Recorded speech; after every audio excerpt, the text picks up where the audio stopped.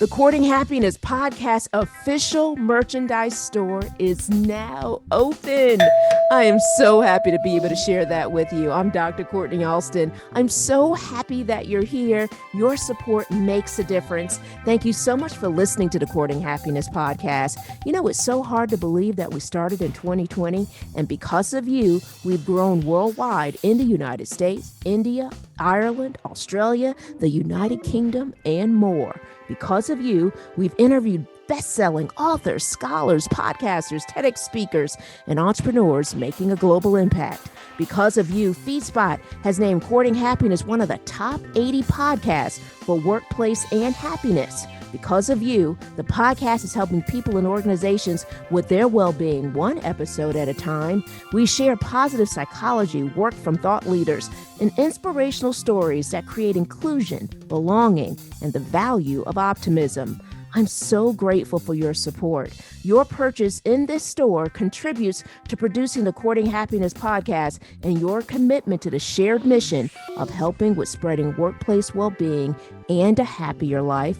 Listeners like you help build Courting Happiness programming that promotes positivity, well-being, and it supports providing a range of content that continues with the mission. We need your support to continue to grow and create content that spreads happiness. We hope you love wearing these specially made t-shirts, totes, and sweatshirts designed by me, and even inspirational cups too. Trust me, your morning coffee will love it. Every design is my thank you to you. So check out the Courting Happiness merchandise store at drcourtneyalston.com/merchandise. That's drkortneyalston.com/merchandise. Thank you so much for supporting Courting Happiness. Now, let's get back to the podcast.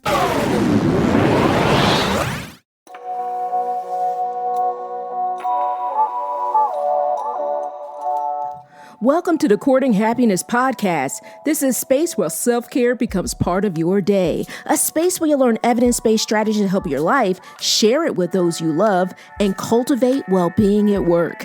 I'm your host, Dr. Courtney Alston. I'm a former news director, television reporter turned happiness scholar, TEDx speaker, and transformational trainer. I also understand hardships. While working my dream job in television, I lived a nightmare suddenly becoming a young widow after 86 days of marriage. I became committed to learning more about resilience, healing, and happiness. This is how I discovered my area of research, which is positive psychology. Now I'm living my calling of training individuals and organizations on happiness. And my new chapter begins with being happily engaged. The Courting and Courting Happiness is about a true courtship. I like to say commitment with happiness. The K in courting stands for the vulnerability of sharing my story, inspirational interviews with phenomenal people, the infusion of positive psychology, and so much more. You'll learn how to commit to your well-being one episode at a time. I hope you subscribe and share. So, are you ready? Let's get started. Welcome to episode 76. I'm Dr. Courtney Alston. I'm so happy that you're here. Thank you so much for listening. Let's talk about spaces, not just any space. Let's talk about your workspace. You know, we spend countless hours in our workspace. For you, it might be at your home office while you're working remotely, or you might be back in person and you're in a shared space with coworkers, or your own room in an office building.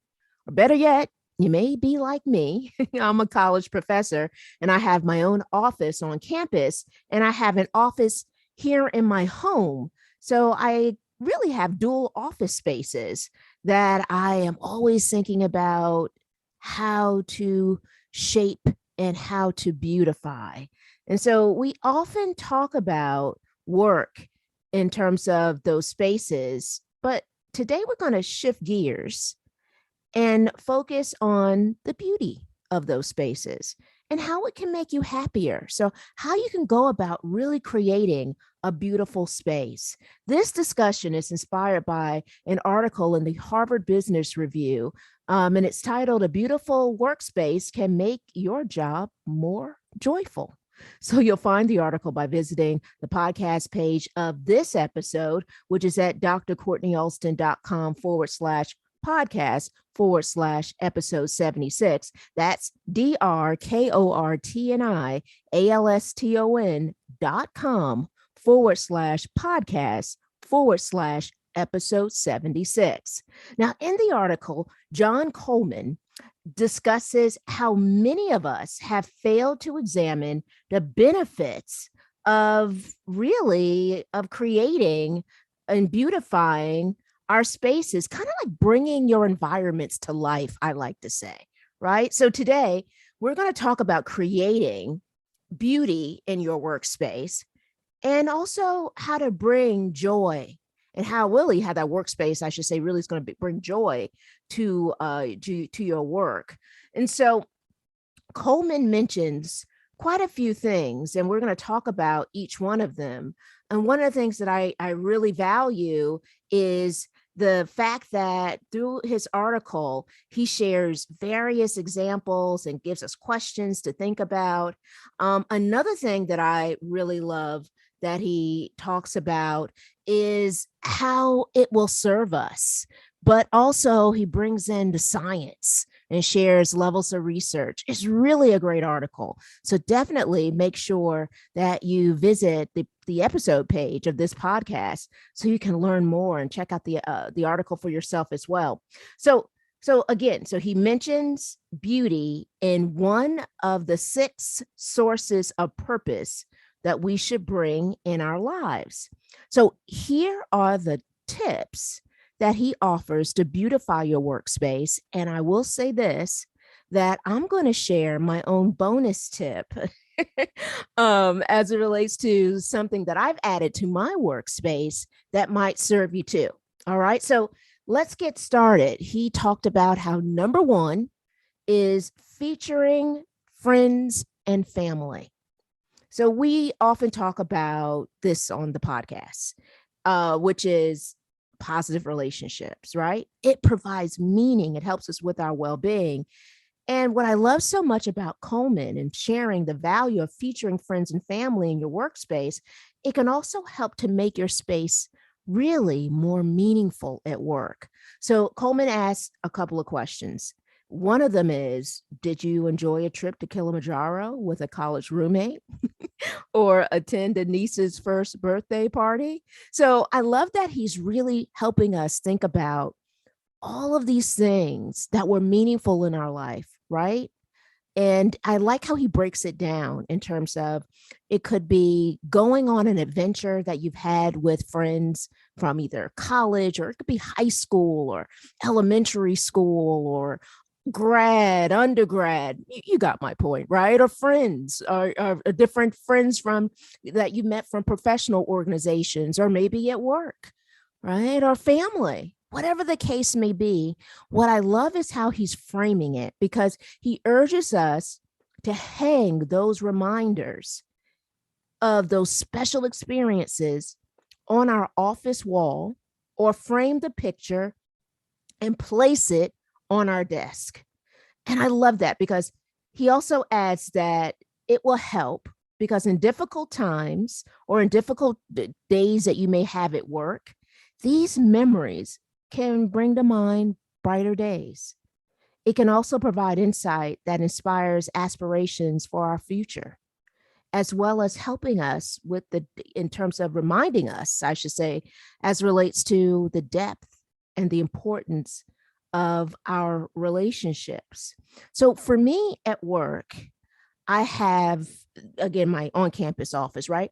I have pictures all over, and I have pictures of my fiance on my desk. And when I think about that image and just his great smile and how happy we are in the picture, I also think about the colors in the picture too. Believe it or not, there's a couple of pictures on my desk of us, and one of which is we're at this, black tie event, and I love that picture of us. And I have that picture like everywhere. So it's like in my home office, it's in our home, it's also at work. But there's another picture that I also have on my desk at work, on campus, that is, and I'm wearing yellow. And that color in itself, just the from the looking at us in that picture, just so happy.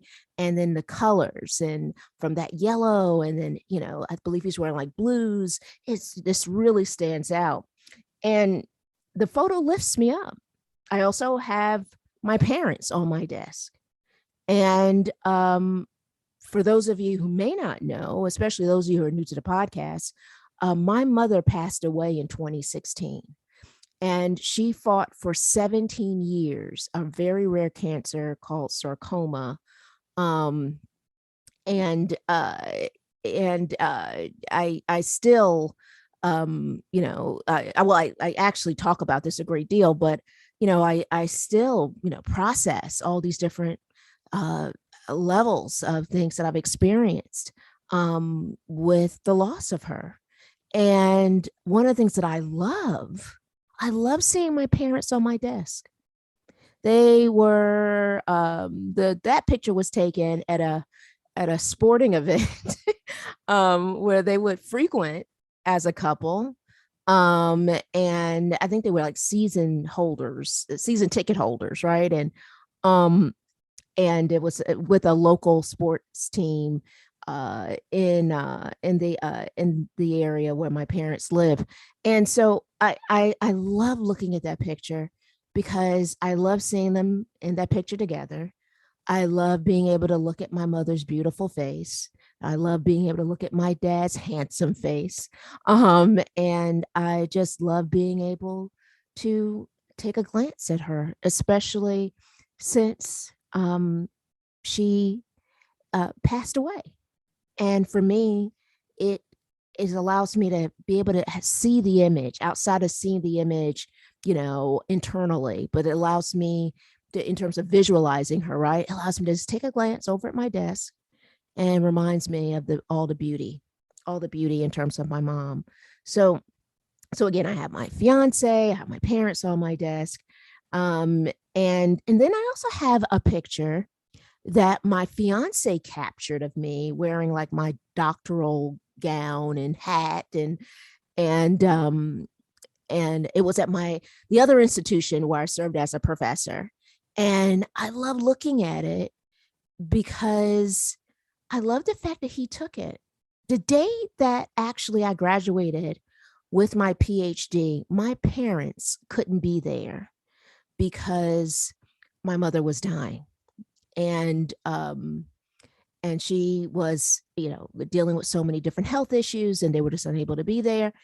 And so when I look at that picture, I look at it almost as a celebration, because even though my parents couldn't be there and I didn't know my fiance then, so Ken and I met. I think we actually started talking a couple of months after I received my PhD in November. I graduated with my PhD in August, and my mother died actually at the end of August of 2016. And so because Ken captured that picture, and because he is my everything, the love of my life, every time I see it, even though I'm looking at me, I think of him. I think of, wow. So it's almost in a way of, because my parents weren't there when I graduated, understandably so. And I didn't know Ken at the time, but every time I see that picture, because he took so many pictures of me in my, doctoral gown, and my soft tam PhD hat. And it kind of reminded me of graduation. So I kind of look at that picture as this informal graduation picture, and it's so meaningful because of him, because Ken took the picture. Then I also have something else on my desk that's a little different than what Coleman is sharing as relates to frame pictures. I actually have frame letters and messages from my mentor and dissertation chair, Dr. Julie Dodd, on my desk. So Dr. Julie Dodd, I've talked about her often on the podcast. She has been an incredible mentor and inspiration. She's such an incredible person. Every time I do everything, I always think, what would Dr. Dodd do? And because she's just an incredible person, an incredible mentor, a credible being. And and so I actually cherish everything that she gives me. Uh, and I actually have a couple of her letters framed. And one of them actually sits on my desk in at the university. And then I also have a message, in terms of like a smaller little message that she sent to me. I framed that as well. And I love looking at them. I love looking at them. I also feel like even when I'm having a crazy day, or I might be thinking, what would Dr. Dodd do? Right? I'll look at the letter or the message, and it will it really allows me to feel supported, even though I'm not speaking to her at that moment, right? And I'm inspired by just her words. So yeah, that's something that I've added to my desk. That in addition to my, family and friends, those images, but then also having those mementos from a mentor, really, really uplifts me.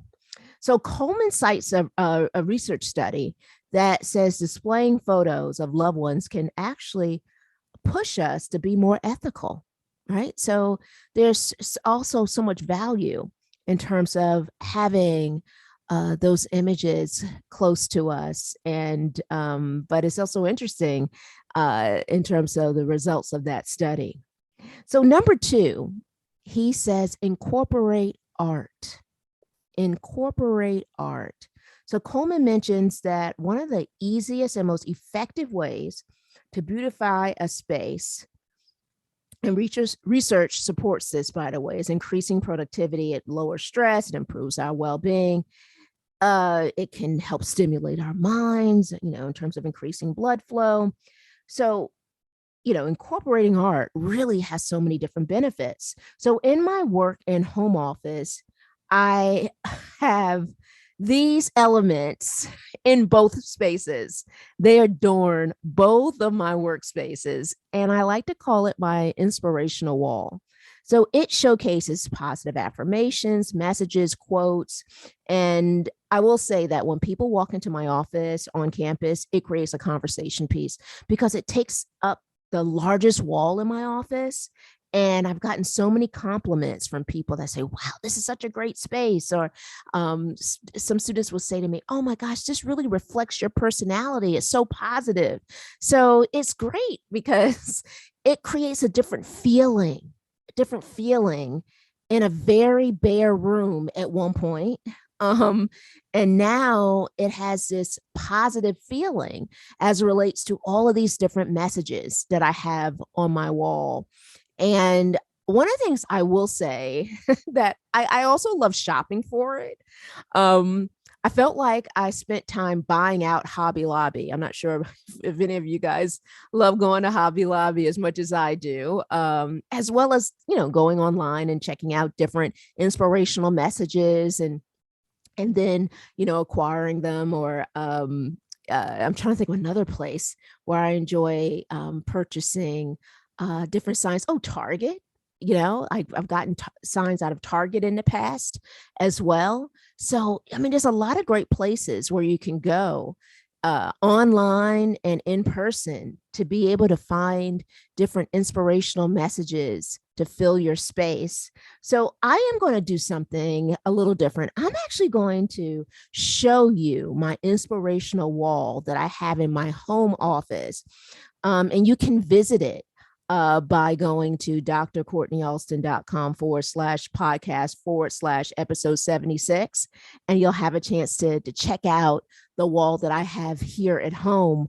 But I love it because it just lifts me. It lifts me. And Ken loves it. He goes, oh my gosh. And it's so funny. Ken said this, like my students, Ken goes, this wall, it's you.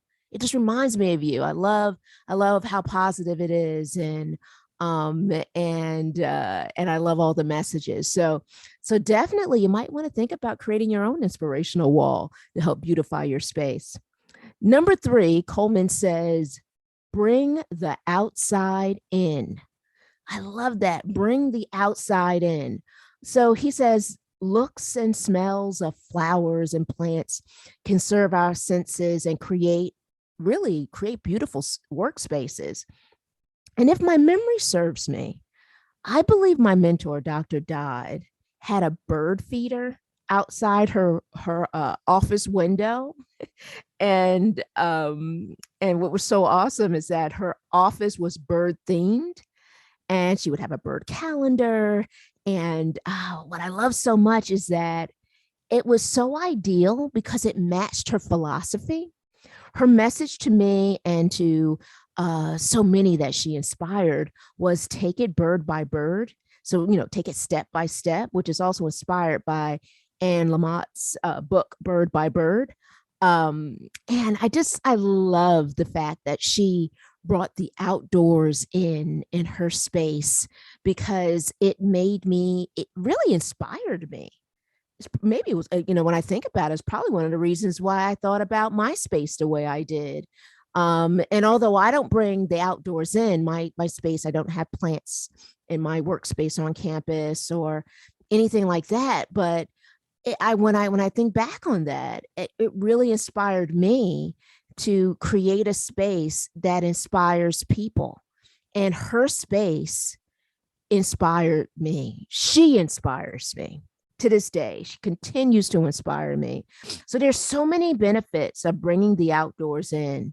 So here's number 4. Meditate on music. Ooh, love that. Meditate on music. I love that because I love music. I love music. I listen to music every day. There's just, it's a part of me. And what I love so much is that Coleman shares how it can bring great deal of fulfillment and purpose. He also recommends getting noise canceling headphones that immerse you in your favorite playlists. And if you're working from home, he urges you to kind of fire up the Bluetooth. And so you can also kind of be immersed in it that way. He mentions a study that discusses how classical music can reduce stress and increase focus. But he also adds that incorporating music can be a little tricky. Now, he mentions that 90s music might not translate well to your professional focus, but he says it's worth giving it a try. And he urges us to create a playlist. Now, I value that he mentions experimenting with sounds and creating your own playlist. I also say this, that I love the fact that he's talking about, music and how it can help motivate us and so forth in terms of focus. Now, I love also he mentions experimenting with sounds, and I say experiment with sounds and new sounds. I started my career working in radio, so I was accustomed to music at work all the time. I also worked in a newsroom, so I left my job as a radio personality at the start of my career, and my next job was working in a television newsroom. And so, so I was accustomed to the sounds that you would hear at a television station. So you might hear programming from, different offices. You might hear different newscasts or different, news programming going on in the newsroom, police scanners, because we're listening to see if something comes up and we may have to go out and cover it, or better yet, our assignment desk is really listening to that. And more, sounds of people talking and all of that, and maybe someone coming in I'm thinking about the times when coworkers would come and go, oh my gosh, here, I bought candies and and all these different snacks or just coming in and sharing just the beauty of their day, or sometimes the hardship of their day, right? So my comfort zone maybe a little different when it comes down to sound, because it really has a range. Because I can also remember being a PhD student and I needed silence to hear myself think. I'm also that person sometimes in a car when I'm driving, and sometimes if I get lost, and I'm not sure if you can relate to this, I'm that person driving in my car. And when I'm lost, I will turn down the music to help me think. I'm that person sometimes. So I have a range, right? I have a range, but I get lifted by 90s sounds and hip hop and country music. I have a very diverse playlist. I even have a playlist that some kids would admire and love because my love of musicals like Frozen 1 and 2 that I have a tendency to listen to a lot. Um, but I say listen to the beat of your soul when deciding what helps you and what motivates you. Sometimes, or something else I should say is that I love to do is to kind of get into my zone. It's something that that I don't think I've ever really talked about on the podcast before. So I own 2 noise canceling headphones by Bose, and love all things Bose. And I will put on my headphones before a speaking engagement, and I will power it up to my favorite song that speaks to me at the time. It could be anything. Could be a musical, could be a country music song, could be hip hop, could be 90s, could be something R&B, could be anything, anything. And I love the sounds and the words because I'm really big on lyrics. And I love having it motivate me.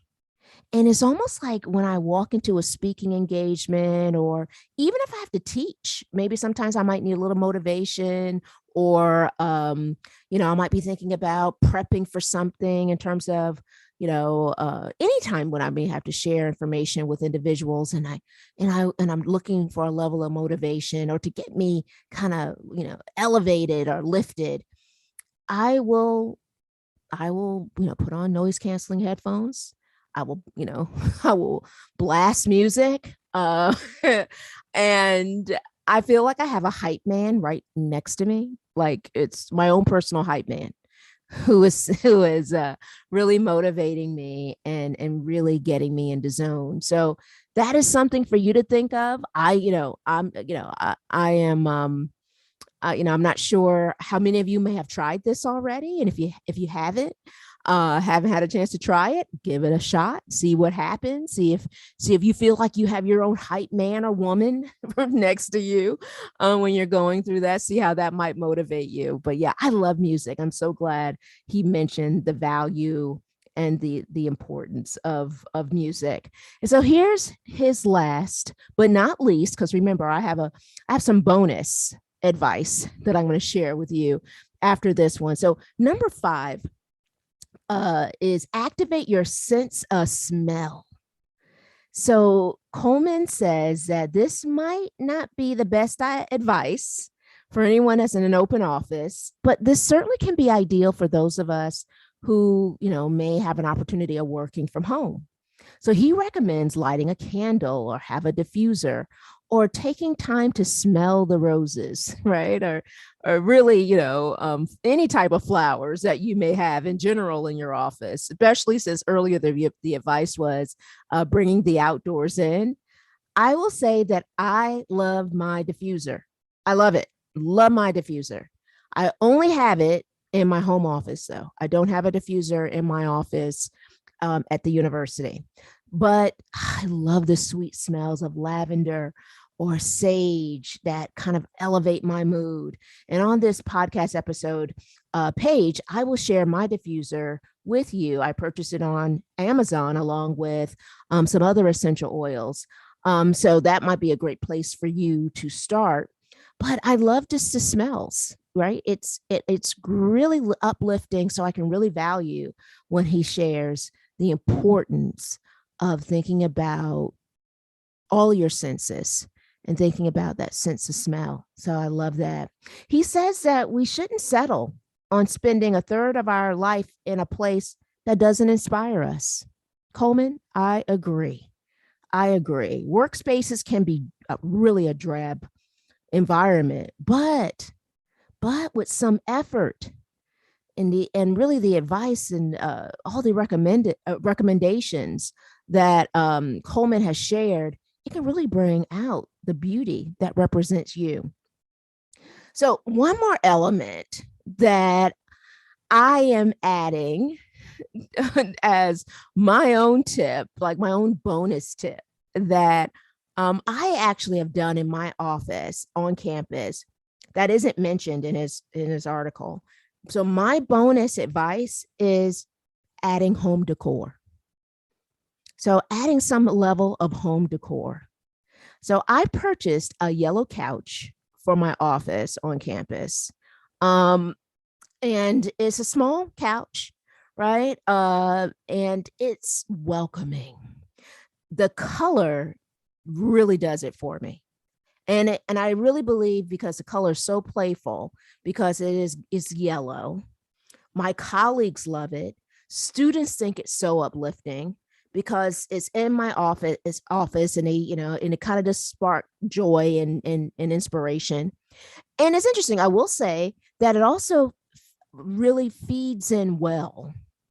It really like fits perfectly in the fact that the university that I serve as a professor for, their colors are blue and gold. So the yellow kind of has that whole school pride. But to be honest with you, I got it because I thought, wow, this would be great as a really happy color.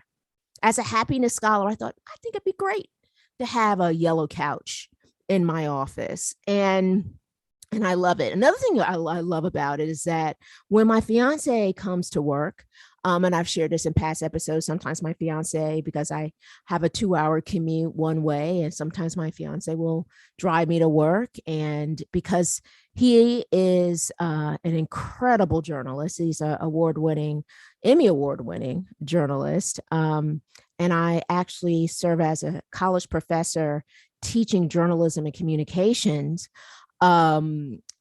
So sometimes he will speak to my class, and in many cases also because of the work that Ken does, he's invited to serve my university or department because of his rich background and really his just incredible resume as it relates to broadcast journalism and being an incredible television reporter. So what's so also beneficial is the fact when he is in my office, it becomes his space, and it's like the perfect place for him to kind of spread out in terms of his work and enjoy his time in my office. Because you can only imagine, right? If someone is visiting your office is kind of made for you, but yet when people do come, it's made for traffic to usually, in and out, depending on how your office is set up or structured. And so that adding the home core of that beautiful yellow couch has just been sunshine for my office. And I was inspired by a dear friend who also is mentored by Dr. Dodd. We share the same mentor, and her name is Dr. Christine Eschenfelder. She's an incredible professor, former anchor turned professor, and an incredible person. And she's worked as a broadcast journalist, as I mentioned, and then made the transition to earn her PhD at the University of Florida. She truly exemplifies being a phenomenal woman. Her students love her. I love her. The world loves Christine. Dr. Eschenfelder is just incredible. So when she told me about her campus couch, I go, whoa, you have a couch in your office? It's like, yeah, I do. And I thought, well, this happiness scholar needs one too. And so I was inspired by her. I really appreciate Christine sharing that. So I really appreciate the fact that Dr. Christine says, hey, you know what? This is what I have in my office. So that's another element to think about is when, you share what's going on in your space, how it can inspire someone else's space. right? And so Dr. Christine, like I mentioned, she just inspires me, inspires the world because she is just that kind of person. She's really phenomenal. So if you're able to move some home decor into your office, I highly recommend it.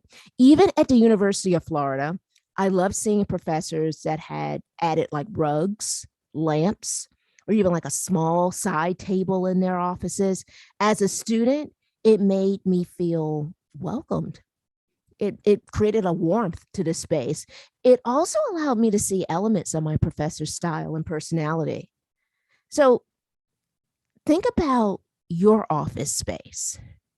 If you're a professor, executive, if you are working in an industry where you're working a lot with people internally within your office, if you're working in an industry where you're serving the public a lot, so you have a lot of people coming to your office quite a bit, especially now since more of us are going back to, well, some of us are going back to in person, right? So think about what you can add to your space. What will you add to your office? What speaks to you?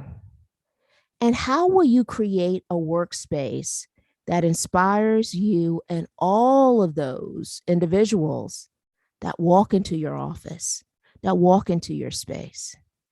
I would love to see it. I would love for you to take pictures, and I want you to share it. Share it with us in our Courting Happiness Facebook group.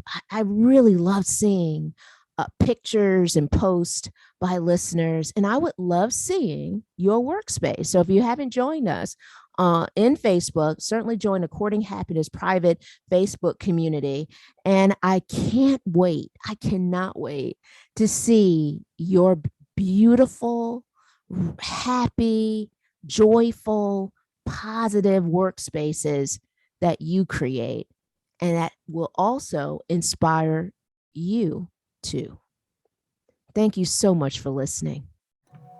Let's continue this conversation online. Email us at podcast@drcourtneyalston.com. That's podcast at drkortneyalston.com. Join us on Instagram at Courting Happiness. Don't forget, that's courting with a K. Also, I hope you join our private Facebook community. You can find us at Courting Happiness Podcast Community. Our private Facebook group is a safe haven to share, meet more people looking to build positive relationships, focus on well-being, and create a happier life. Now, are you ready to spread happiness? We hope you subscribe and share this podcast with your family, friends, coworkers, and all the important people in your world. We release a new episode every Thursday. Congratulations on your continued commitment to your courting happiness journey. Thank you so much for listening. We want you to be well, be happier, and be kinder to yourself. We can't wait to see you next week.